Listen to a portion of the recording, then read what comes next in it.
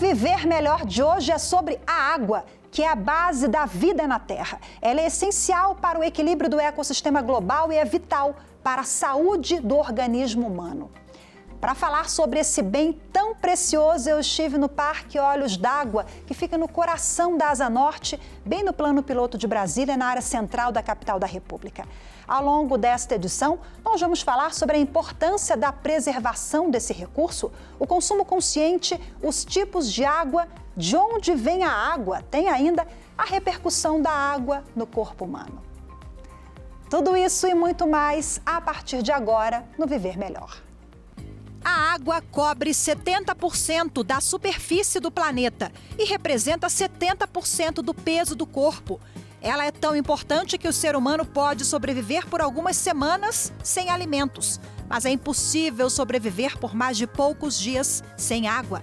Segundo o Guia Alimentar para a População Brasileira, desenvolvido pelo Ministério da Saúde, a quantidade ideal de água a ser consumida varia conforme a idade e o peso da pessoa. Mas, em média, o valor é de aproximadamente 2 litros de água por dia para adultos. Além de hidratar o corpo, é a partir do seu consumo que nutrientes como oxigênio e sais minerais chegam até as células. Mas antes de falar sobre o caminho da água no nosso organismo, o ponto de partida do Viver Melhor será na Trilha das Nascentes. Uma nascente é um afloramento de um curso d'água, né?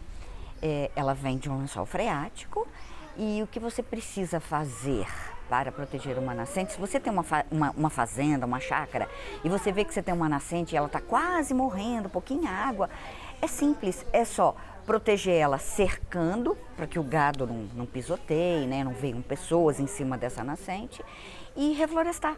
Para fazer o controle da vegetação local, impedir desmatamentos e poluições, o Código Florestal diz que é preciso criar uma área de preservação permanente em um raio mínimo de 50 metros ao redor da nascente. No Parque Ecológico Olhos d'Água, em Brasília, no início da década de 1990, a proteção das nascentes e da área verde só foi possível graças à mobilização social. Na época, ativistas e moradores conseguiram sensibilizar a sociedade e o poder público para a importância da preservação, e o parque foi criado oficialmente em 1994. Madalena é uma das militantes que atua na defesa para a proteção e criação de parques no Distrito Federal e chama atenção para a necessidade do engajamento. A importância é enorme e nós todos precisamos ter consciência disso. Parques, árvores, são água, são umidade, são saúde. São verde para os nossos olhos, para o nosso lazer. Árvores são ambiente, meio ambiente de fauna. E nós temos uma fauna muito preciosa. Nesse parque, há anos, foram catalogadas 447 espécies de pássaros, de passarinhos, só do perímetro desse parque. Então, imagine, isso é uma cadeia de saúde para o planeta, para a cidade, para as pessoas. O nome Olhos d'Água faz referência às nascentes de água perenes e intermitentes que a unidade abriga. A área, que pertencia a diversas fazendas quando Brasília foi inaugurada há 6 décadas, se tornou um laboratório vivo. São 21 hectares e várias espécies de animais, vegetação de mata de galeria e de cerrado. O local é convidativo e democrático. Tem uma horta coletiva, pista de caminhada, parque infantil, circuito de ginástica, além do gramado para banho de sol e piquenique, que reúne famílias inteiras. A paisagem também é um convite a uma pausa. Para mim é um refúgio e traz muita paz assim no meio da rotina, da correria do dia a dia. Eu gosto muito de vir aqui para contemplar e relaxar um pouco e para saúde física e mental das pessoas. Isso é saúde. A gente caminhou aqui, você viu criança brincando, você viu idoso que precisa desse contato com a natureza e não precisa ir longe. A gente está no meio da cidade, né? Você viu pessoas que vêm para fazer exercício, que vêm para respirar esse ar puro, né? A preservação dos recursos hídricos a partir da recuperação da vegetação nativa contribui para a manutenção da biodiversidade, qualidade de vida e um futuro mais sustentável. Cuidar e preservar as nascentes também tem potencial de melhorar a qualidade da água para o consumo e utilização em todos os aspectos necessários. Eu sou amiga da água, eu economizo água tudo que eu posso. Lá em casa, a gente tem 10 metros de água por mês para gastar, mas eu quero, se eu pudesse, eu gastava só 1 metro para economizar, né? Então, assim, eu fico doente quando eu vejo uma pessoa varrendo, em vez de varrer com a vassoura, varre com a mangueira, empurrando o lixo com a água, né? Não percebe que a água está cada dia mais escassa. Mas será que a água pode acabar? A gente não pode dizer que a água vai acabar, porque ela não vai embora, ela não vai para Marte, ela continua aqui. O que acaba é a boa qualidade da água, porque a gente tem um ciclo hidrológico, né? Chove, a água percola, vem pro lençol freático, né? Aí depois ela aflora num rio, num lago, ou ela vai parar no mar, evapora de novo, chove de novo e percola. Então, esse ciclo, ele vai continuar acontecendo. O que vai acontecer é que a qualidade da água que a gente usa para consumo humano, né, é que vai ficar ruim. Ao longo desta edição, ainda vamos falar sobre os tipos de água, o pH, a versão adequada para o consumo e as repercussões sociais e econômicas que envolvem a água. Agora de volta ao estúdio do Viver Melhor com foco na saúde. O assunto é a importância da água para uma vida saudável. O consumo, a gente sabe que ele influencia em todas as funções do corpo humano. Do bom funcionamento do cérebro, à respiração, articulações e funções renais. Quem explica essas e outras questões são as minhas convidadas de hoje, a secretária-geral da Sociedade Brasileira de Nefrologia e médica do Hospital das Clínicas da Faculdade de Medicina da USP, a doutora Andréia Pio. E converso também no estúdio com a endocrinologista, a doutora Priscila Gil, que é a coordenadora da endocrinologia do NATA, que é o Núcleo de Atenção aos Transtornos Alimentares, e também integra o Instituto Estadual de Diabetes e Endocrinologia lá do Rio de Janeiro. Sejam muito bem-vindas, doutora Priscila, doutora Andréia, muito obrigada pela participação de vocês. Bom, vamos falar da repercussão da água no nosso corpo humano. Eu quero começar com a doutora Andréia. Por favor, qual é o ciclo da água, qual é o papel dela no nosso organismo? Rafaela, inicialmente agradecer pela presença em nome da Sociedade Brasileira de Nefrologia, cumprimentar também minha colega Priscila. Bom, a água é tudo no nosso organismo, né? Ela é responsável por carregar todas as substâncias, todos os nutrientes que a gente consome. E ela tem um caminho que pode durar aí de 30 minutos a 1 hora em todo o organismo. Então, a gente ingere, vai passar pelo estômago, vai chegar no intestino, onde vai ser absorvida e vai carregar para todas as células do organismo os nutrientes. Claro que toda essa água que a gente consome, a gente não consegue absorver, né? Então, a maior parte dela a gente vai eliminar através do nosso sistema renal, vai passar pela bexiga, pelos ureteres, que são caminhos que ligam os nossos rins até a bexiga, e a gente vai urinar.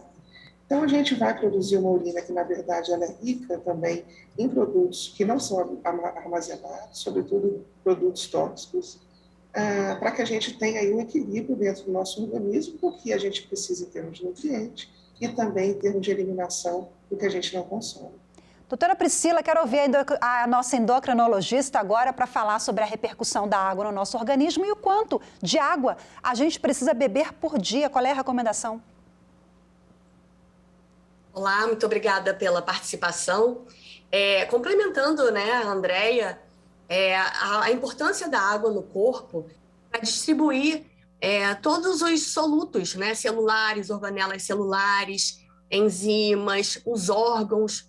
Então, o nosso plasma, por exemplo, é composto em sua grande maior parte de água e pelo plasma é carreado o oxigênio, né? Então, a gente precisa, para chegar o oxigênio na ponta e onde precisa ser utilizado, é necessário haver esse carreamento pela água, né? Então, todos os nossos órgãos são compostos de alguns mais, alguns menos, mas todos são compostos com grande parte de água. Então, é importante, complementando ainda, na mastigação, que a gente vai ter a saliva, né, iniciando o processo da digestão, nos olhos, a lágrima, né, com a importância da gente poder fechar, abrir com hidratação ideal dos olhos. Quem não tem isso por algum problema ou algum uso de medicação fica prejudicado, né, com lesões oculares. Então, vai desde a composição corporal até funções básicas, como, por exemplo, mastigação. Sobre a quantidade de água que a gente precisa ingerir por dia, isso é muito importante a gente reiterar.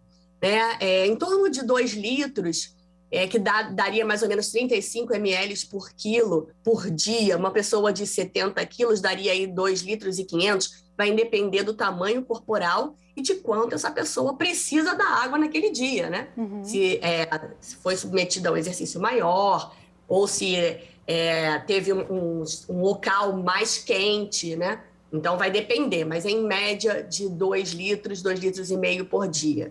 Doutora Andréia, quais são os riscos do baixo consumo de água ou aquela pessoa que esquece de beber água, não toma água? Tem gente que não gosta de água, né? Uma dica, antes da gente falar dos problemas decorrentes da falta de ingestão de água, tanto crônica quanto de forma aguda, é que a pessoa observe a cor da urina, por exemplo.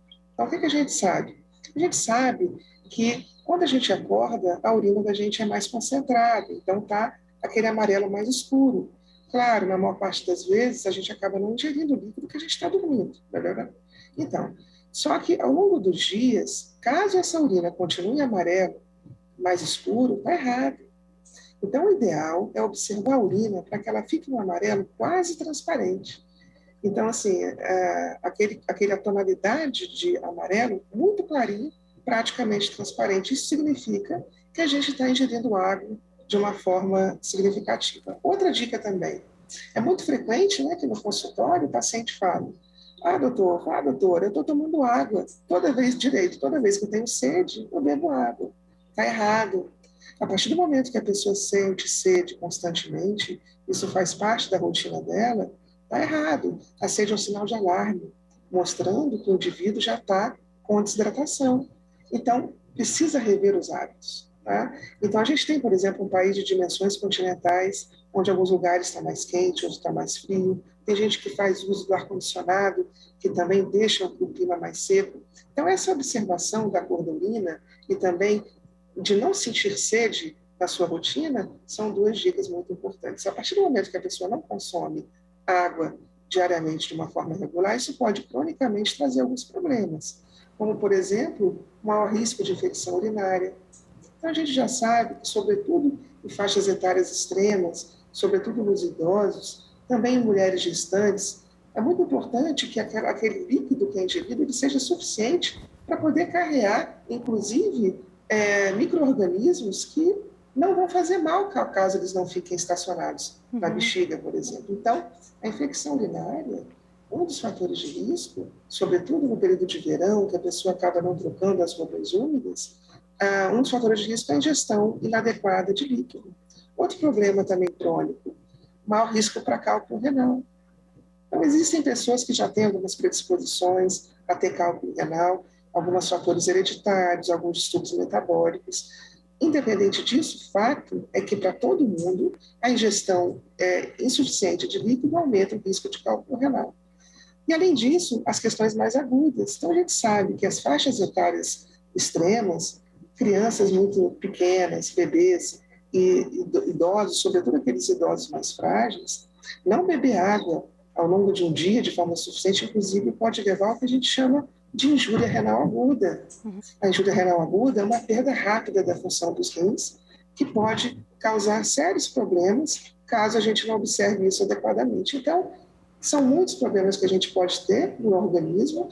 Observar a cor da urina é muito importante, como complemento a isso que a Priscila falou, dessa quantidade que realmente a gente recomenda para a população, e a gente acaba tendo aí essas orientações para os pacientes que a gente dá no dia a dia.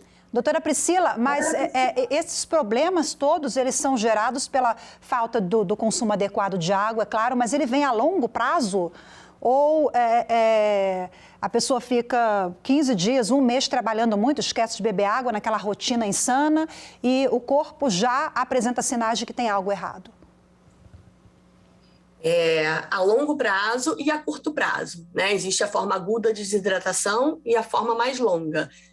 Acho que é importante ressaltar os sinais de que você está entrando em desidratação. E a Andréia falou bem, né? Aquela urina, vamos falar uma cor para gravar.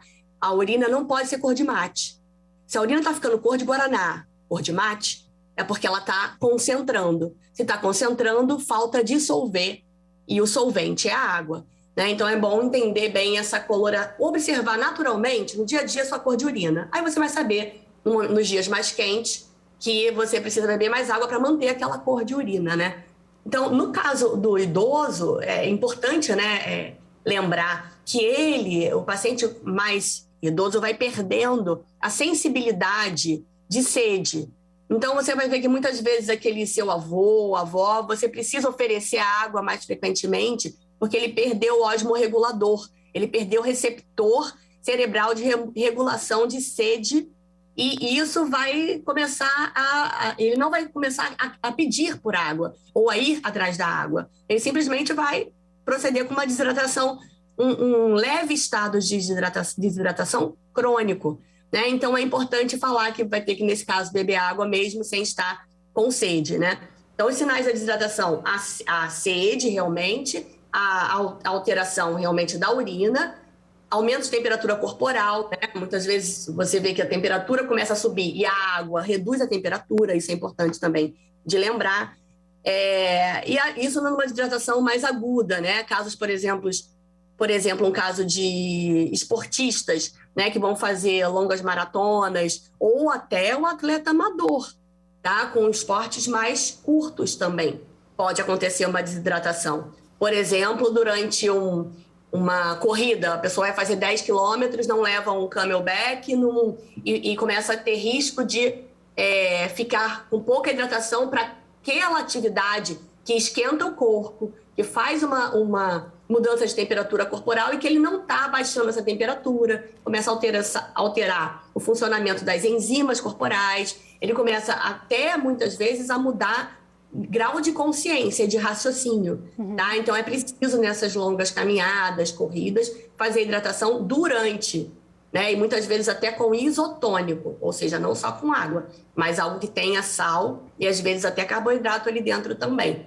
Né? Então, tem a aguda e tem a crônica. Eu acho que uma que a gente pode falar bem clara, para quem já viu o filme Medida Provisória, do Lázaro Ramos, né, a gente vê, é um excelente filme, tá clara a desidratação do herói como fator de perda da resistência. Né? Então, ali, vários outros filmes, o Náufrago, né, diversos filmes mostram aí a questão da desidratação aguda como um fator de falência. É a hora que o herói não consegue mais seguir em frente por conta da desidratação. Quer dizer, a falta de água, ela pode sim matar, ela mata, mas, doutora Andréia, o excesso de água também faz mal? A pessoa que bebe muita água ou acaba consumindo em excesso provoca algum mal ou não? É muito difícil a pessoa chegar no seu dia a dia ter um excesso de líquido a ponto de causar o que a gente chama de intoxicação hídrica. Existem algumas condições psiquiátricas que podem ocasionar isso, né?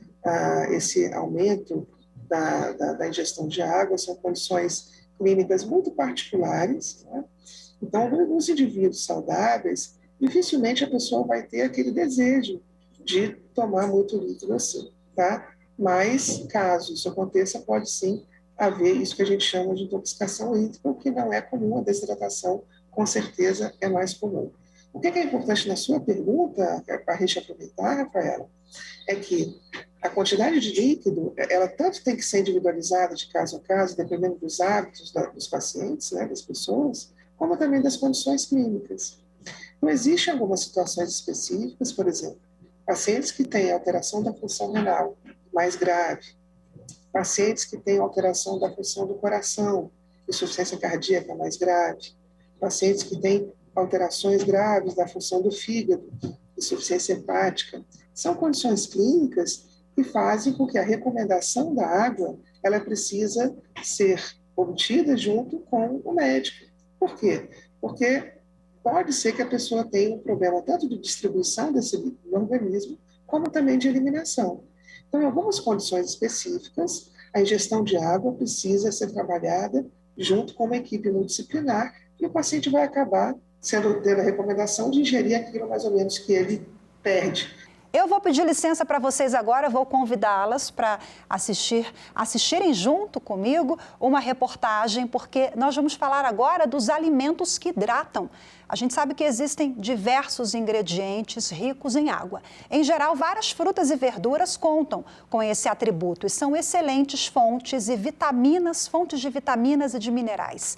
A nossa equipe esteve ao lado de uma nutricionista num dia de feira na Ceasa DF, a central de abastecimento do Distrito Federal. A doutora Júlia Carricondo compartilhou dicas preciosas. Vamos acompanhar. Alimentos com alto teor de água, baixa caloria, que garantem frescor e hidratam o organismo. A lista é extensa, mas dentre as frutas, melão, laranja, acerola, limão, tangerina, morango e abacaxi são frutas que costumam ter entre 80% a 90% do seu peso em água. Mas no topo do ranking, na categoria fruta, está aquela que só de morder a gente já sente o líquido. Com certeza é a melancia. Ela tem cerca de 92% de água na sua composição, assim como o morango. E uma outra curiosidade das duas frutas é que em 100 gramas de cada alimento, a gente encontra apenas 30 calorias. A fruta favorita da Magali, da Turma da Mônica, também é rica em vitaminas A e C. A vitamina A é boa para a vitalidade do cabelo e da pele e auxilia a visão. Já a vitamina C ajuda na absorção de ferro pelo organismo. Partindo para outros alimentos, diversas verduras e vegetais também são fontes de hidratação. Anote aí: alface, couve-manteiga, chicória, tomate, cenoura, repolho, espinafre, brócolis cozido.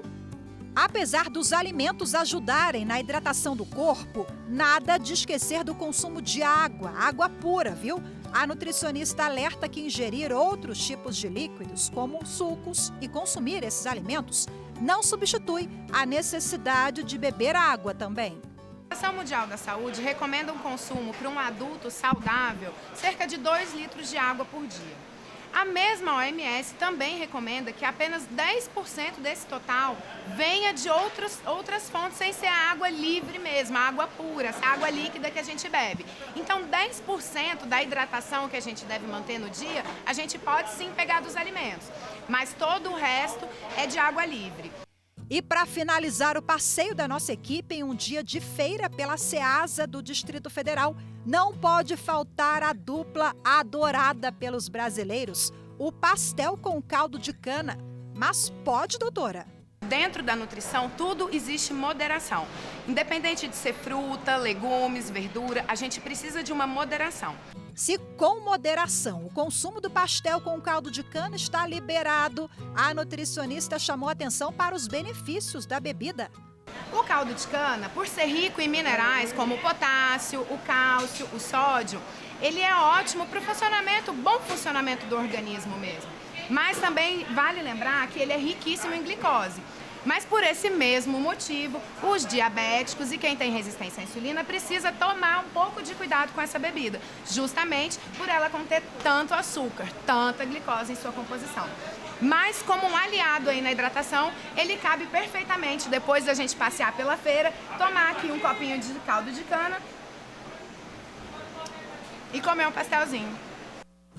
Com moderação, acho que a gente pode comer de tudo um pouco e consumir de tudo um pouco.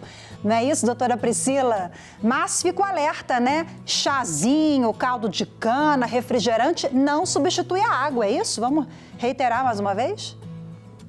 Perfeita a colocação da nutricionista. Essa questão de água e suco. Vamos lembrar, a água a gente precisa beber os 2 litros, 2,5 litros, de acordo com o cálculo de tamanho corporal.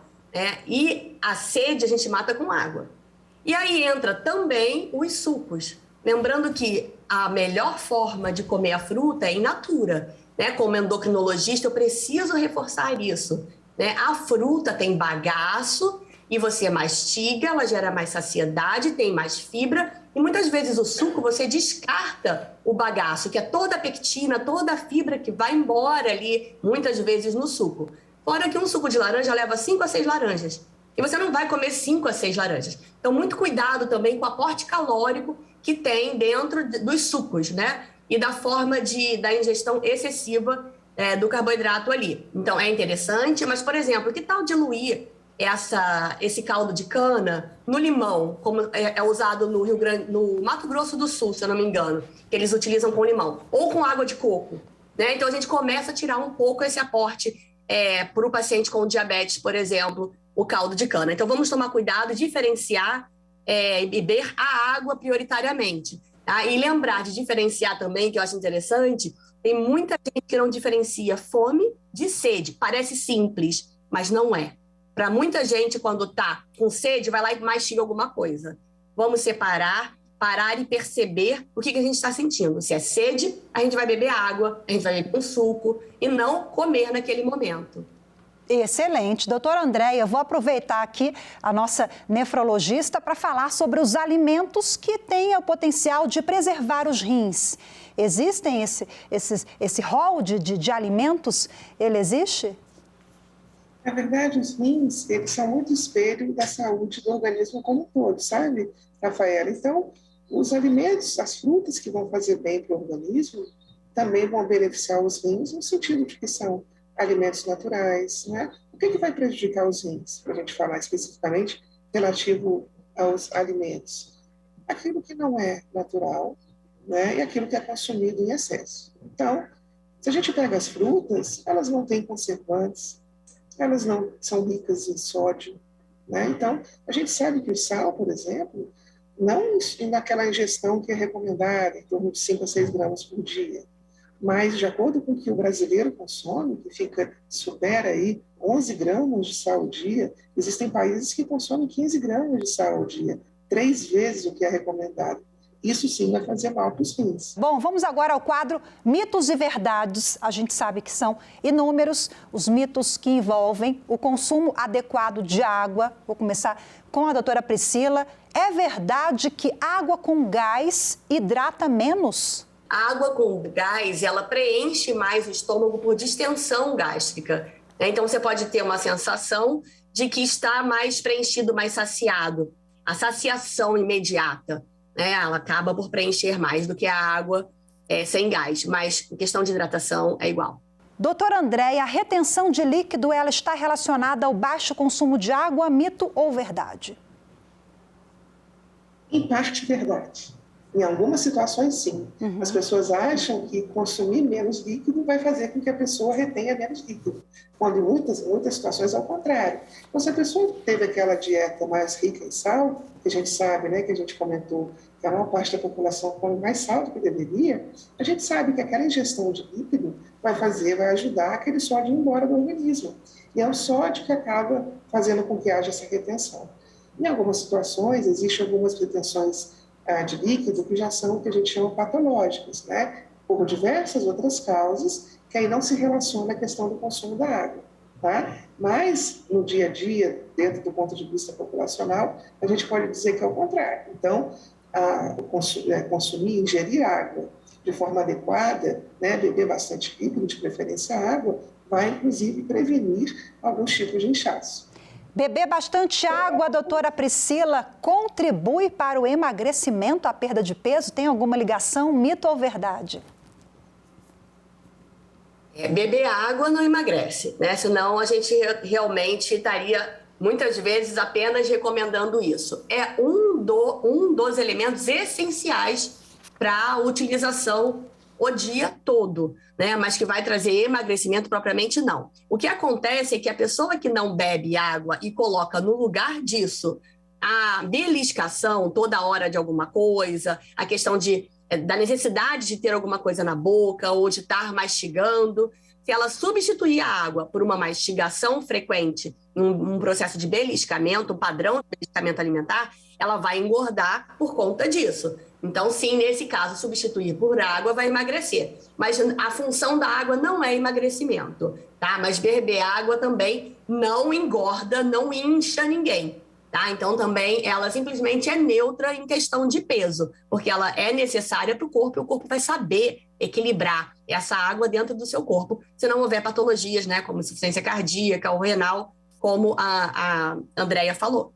Então vamos fazer o seguinte, vamos fazer uma pausa agora. Eu já peguei a minha garrafinha para beber uma água, vamos partir para o intervalo rapidinho, tomar uma água e já a gente volta a conversar, viu? E daqui a pouquinho a gente vai falar sobre o direito constitucional à água e a falta de acesso de milhões de brasileiros. Um relatório do Instituto Trata Brasil aponta que cerca de 100 milhões de pessoas não têm rede de coleta de esgoto e 35 milhões não têm acesso à água tratada.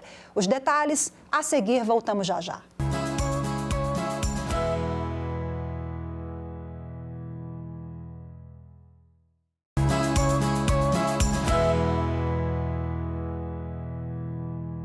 Viver Melhor está de volta e hoje é sobre o consumo de água.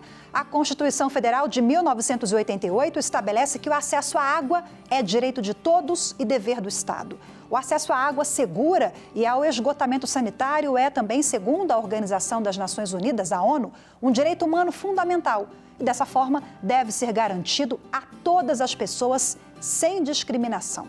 O problema é que, na prática, dar efetividade a esse direito vem sendo um desafio das autoridades brasileiras. O exercício desse direito fundamental depende de ações do Estado e de ações individuais relacionadas ao uso da água de forma racional e sustentável.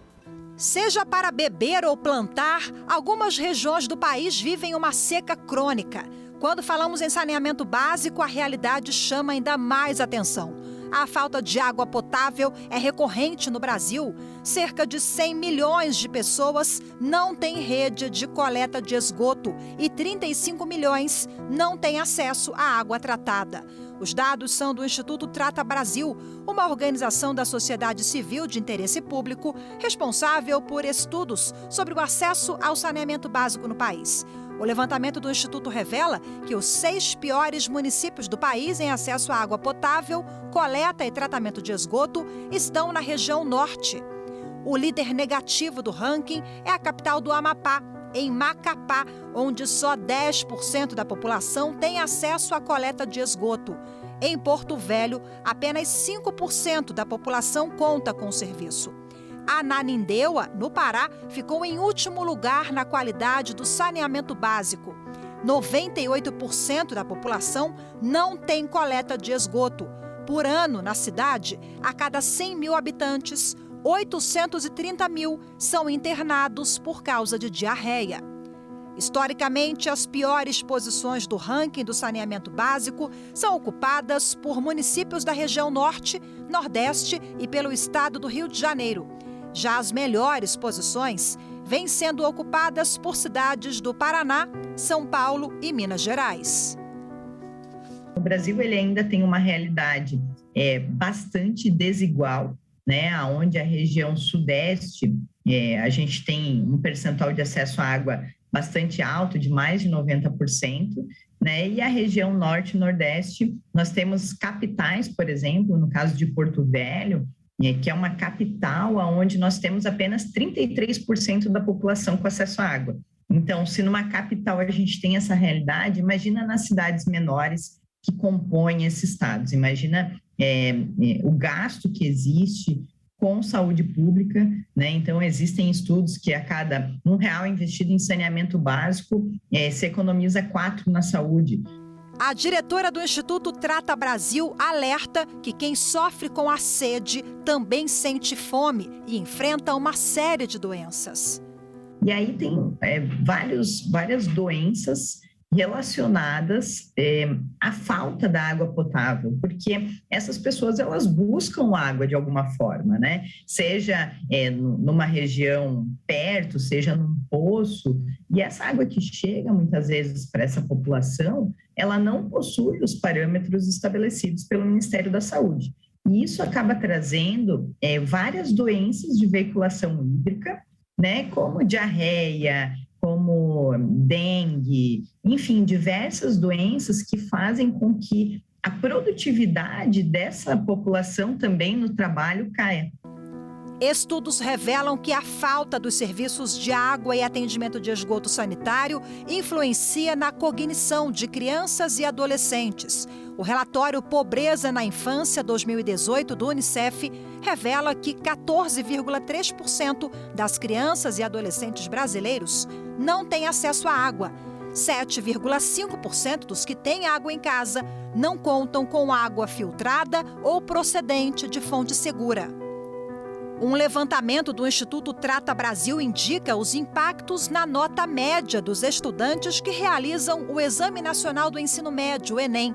A nota dos candidatos com banheiro exclusivo em casa é de 526,6 pontos, enquanto a nota dos estudantes sem acesso a banheiro nas moradias é de 472,95 pontos. Em regiões onde existe o acesso à água, a criança ela consegue se desenvolver, ela tem uma produtividade melhor na escola e, consequentemente, a sua nota, por exemplo, no Enem, ela é superior e ela é uma criança que, no mercado de trabalho depois, ela vai ser mais competitiva do que uma criança que está numa região que não possui o acesso à água.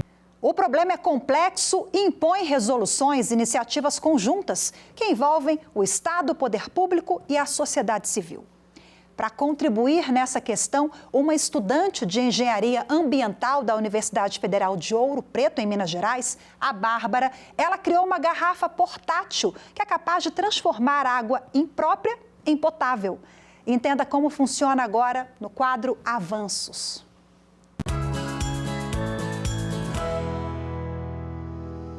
A garrafa é portátil e cabe na palma da mão. É parecida com uma garrafa térmica comum, mas tem o potencial de ajudar milhões de pessoas que não têm acesso à água potável. O protótipo esteriliza a água com a ajuda de radiação e um filtro carregado à luz solar. É uma garrafa que ela filtra a água, então é um filtro de membrana.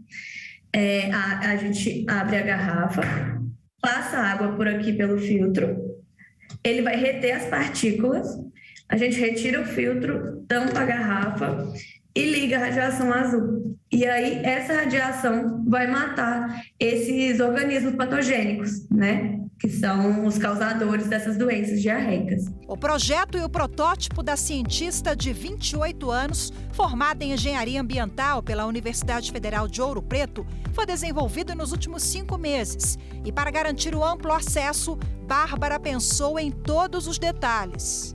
Pensando no uso dessas pessoas, né? Talvez elas também não tenham, além de não ter acesso à água potável, elas podem também não ter acesso à energia elétrica. Então, o carregador dessa parte elétrica da garrafa é feito com células fotovoltaicas. Então, o carregador, ele capta a luz solar e transforma isso em energia para carregar esse sistema elétrico da garrafa. A tecnologia pode ser usada para tratar a água de nascentes, rios e lagos e apresenta resultados promissores para tornar a água potável. As pesquisas apontam ainda que a garrafa consegue manter a água fresca e purificada. O protótipo ganhou o primeiro lugar na etapa brasileira de um concurso internacional de ciência. Concorreu com outros 443 de todo o Brasil e mais de 4.000 projetos do mundo. Foi incrível. E aí eu fui para Istambul no mês passado para representar o Brasil como finalista nacional. Então foram 44 finalistas nacionais, né? Representar o seu país, e eu fui representando o Brasil. Foi uma emoção gigante, foi muito legal. Bárbara agora está atrás de parceiros para a produção das garrafas em larga escala e distribuição à população. Eu estou agora conversando com futuros interessados em investir, né, na garrafa, algumas empresas interessadas em fazer parceria. Estou conversando do que casa melhor, analisando como que a gente vai fazer agora para poder finalizar os testes, né, que é muito importante, e começar a produzir a garrafa em larga escala para chegar nessas pessoas que precisam.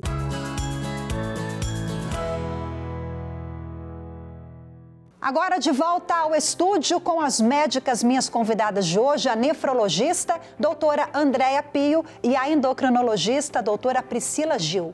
Bom, a gente mostrou nas reportagens que, infelizmente, o Brasil ocupa ali o topo do ranking em desigualdade social, em falta de saneamento, distribuição de água tratada a todos os brasileiros. Vimos também a iniciativa da estudante que está desenvolvendo ali um protótipo que vai ajudar também as pessoas que não têm acesso à água. Doutora Andréia, essa iniciativa e esse envolvimento da sociedade ao lado do poder público, o que a gente está fazendo aqui, né, um trabalho de informação, de divulgar, você acha que é importante para a gente conseguir avançar nessa questão?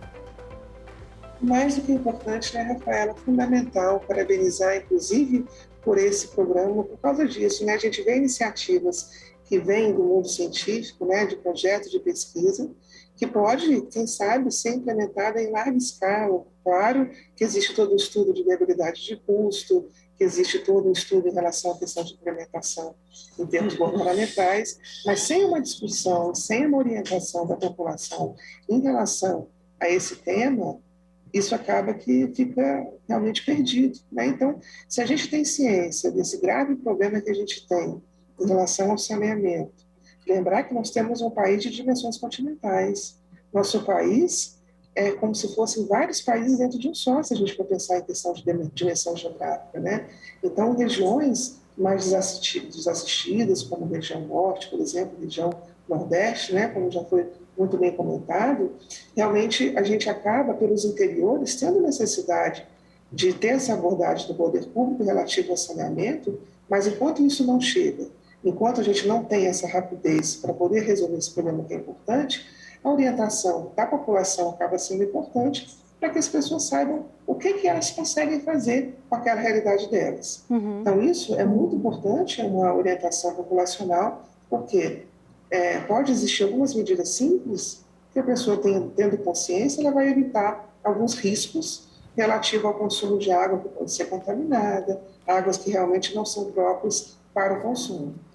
Vamos falar em consciência agora, pegando o gancho, né? Vou passar a palavra para a doutora Priscila sobre um tema muito sensível e muito sério que diz respeito à autoprescrição de medicamentos. A gente tem aí inúmeros diuréticos, chás, que dialoga também com a consciência, né? E com os riscos que isso pode provocar.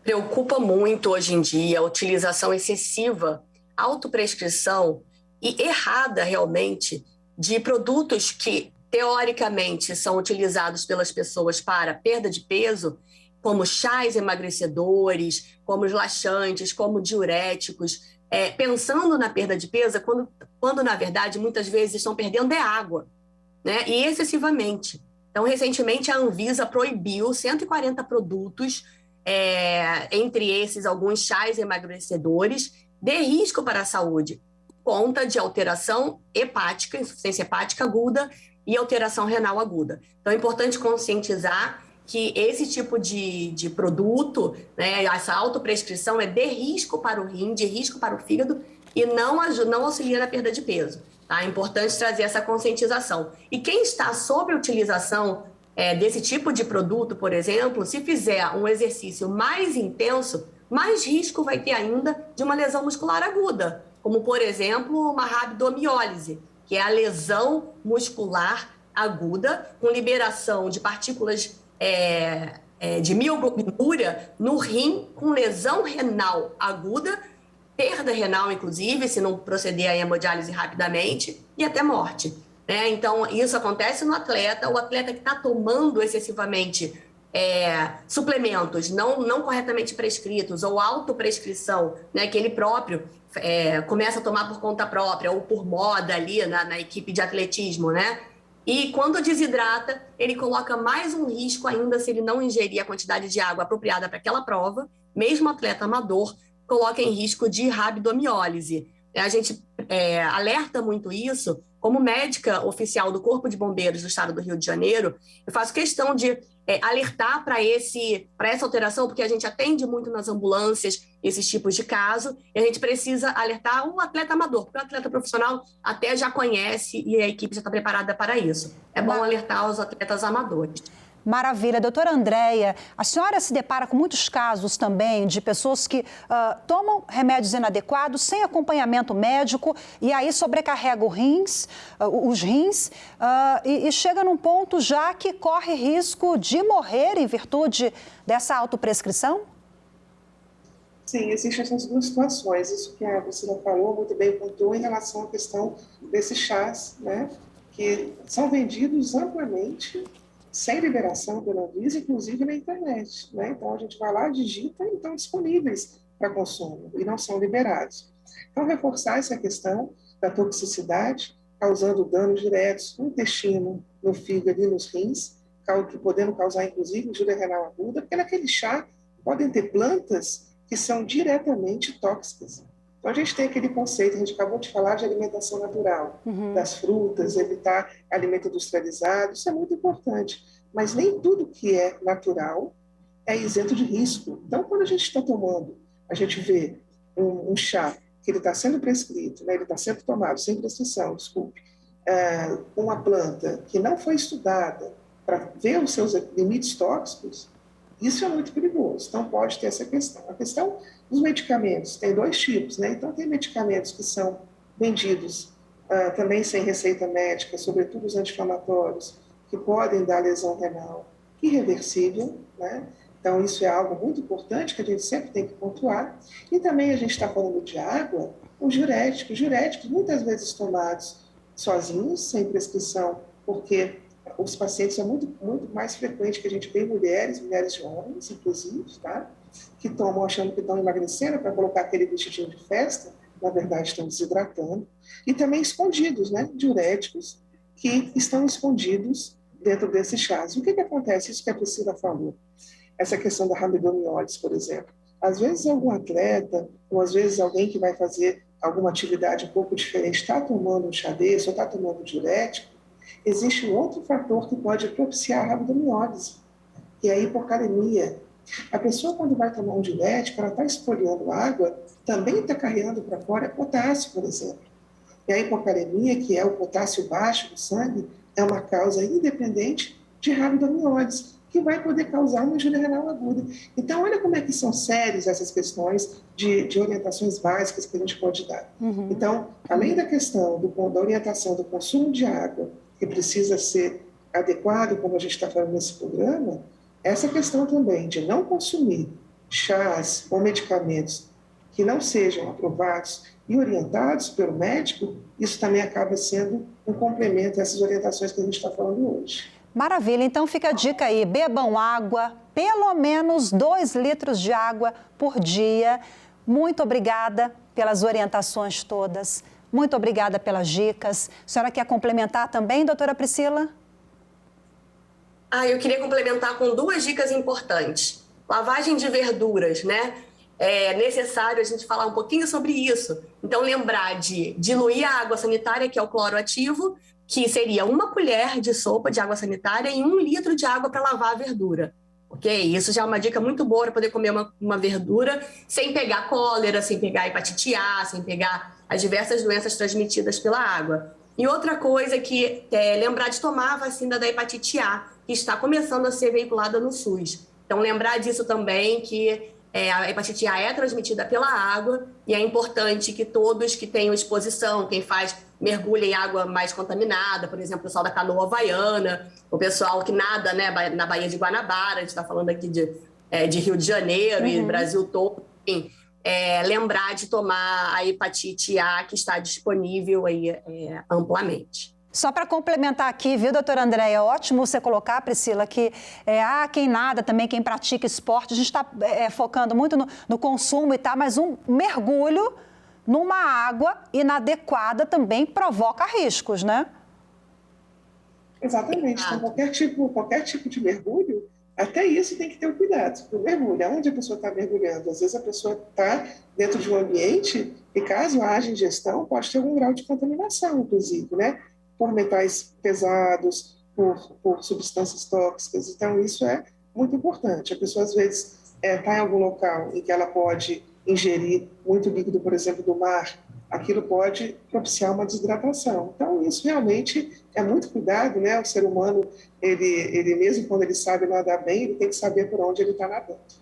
Perfeito, então. Muito obrigada mais uma vez. Foi ótimo conversar com vocês, um prazer. Até a próxima. Muito grata pela participação, viu? Muito obrigada. Muito obrigada, Rafaela. Obrigada. Foi um prazer. Obrigada, Andréia. Obrigada, Priscila. Mas antes de finalizar o programa, vamos de quadro novo no Viver Melhor. Você sabia? Você sabia que existem vários tipos de água? Pois é, quando a gente fala na água, a gente se refere geralmente àquela água que bebemos ou à água que sai da torneira, do filtro, mas a água, ela pode se dividir em diferentes classificações. Algumas são próprias para o consumo e outras prejudiciais à saúde humana, você sabia? Assunto para o novo quadro que você acompanha a partir de agora.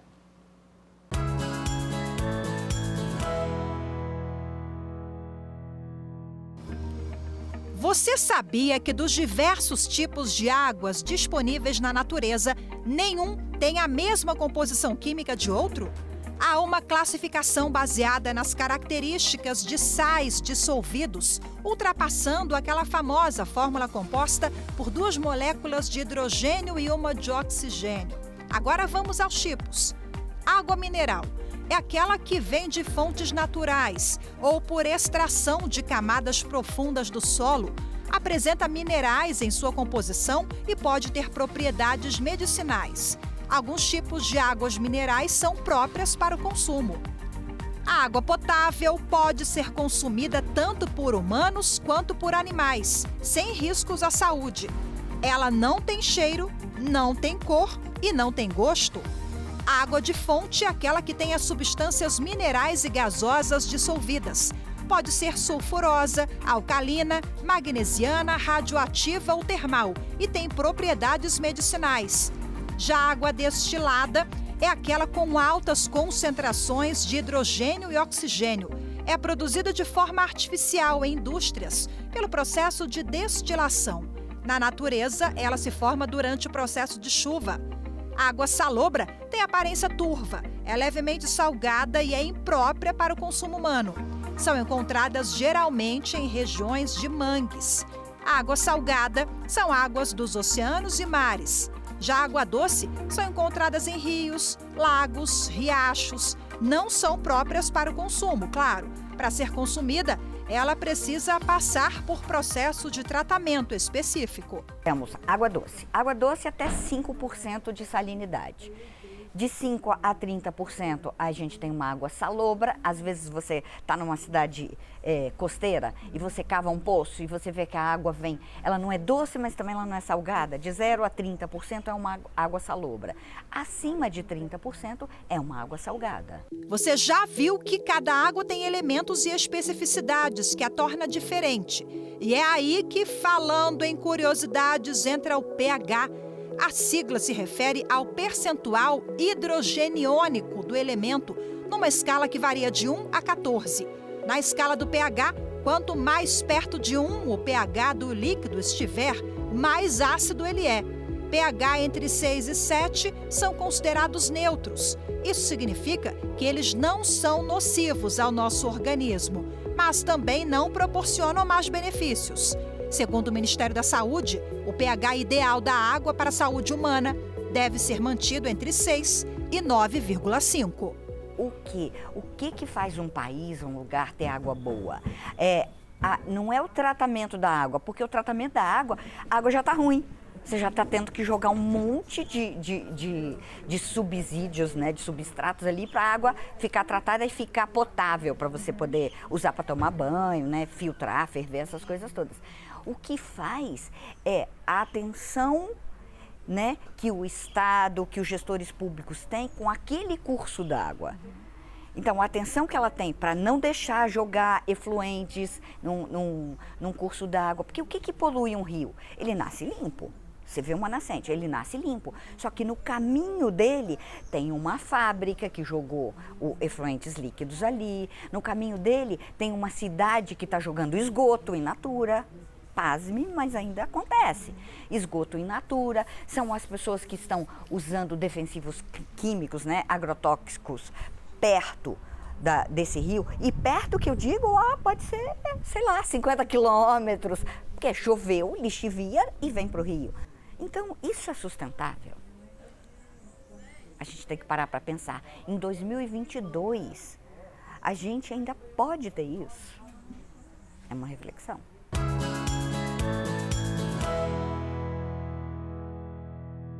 E com essa reflexão, o Viver Melhor fica por aqui.